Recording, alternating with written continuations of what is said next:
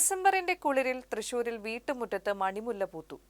ചേറൂർ പള്ളിമൂലയിലാണ് 2 വർഷത്തെ കാത്തിരിപ്പിനൊടുവിൽ സുഗന്ധം പരത്തി പൂക്കാലമെത്തിയത്. തൃശൂർ പള്ളിമൂല വില്ലടം റോഡിലെ തോമസ് മാത്യു, എലിസബത്ത് മാത്യു ദമ്പതികൾ പരിപാലിച്ചു വന്നിരുന്ന മുല്ലവള്ളിയിലാണ് മണിമുല്ല പൂത്തുലഞ്ഞത്. KSEB റിട്ടയർഡ് എക്സിക്യൂട്ടീവ് എഞ്ചിനീയറാണ് Thomas Mathew. Vimala college retired അധ്യാപികയാണ് എലിസബത്ത് മാത്യു.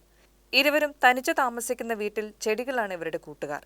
തങ്ങളുടെ വീട്ടുമുറ്റത്ത് മണിമുല്ല പൂത്തുലഞ്ഞതിൽ സന്തോഷത്തിലാണിപ്പോൾ ഇവർ.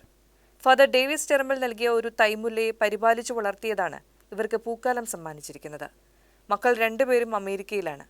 ഇത് ഞങ്ങൾക്ക് ഭയങ്കര സന്തോഷമായി. ഇതിങ്ങനെ നിറച്ചു ഇങ്ങനെ വിരിഞ്ഞിരിക്കുന്ന കണ്ടപ്പോഴേ കാണുന്നതാണ് അതിൻ്റെ ഏറ്റവും വലിയ സന്തോഷം.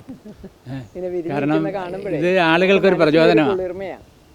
കാരണം ചെടികൾ നടുക, പച്ചക്കറികൾ നടുക, അങ്ങനെ നമ്മുടെ കമ്മ്യൂണിറ്റിയെ കുറച്ചുകൂടി ഒന്ന് എംപവർ ചെയ്യാനുള്ള ഒരു ശ്രമത്തിൻ്റെ ഭാഗമാണ്. ഞങ്ങളിത് ഗേറ്റ് പോലും അടക്കിയല്ല.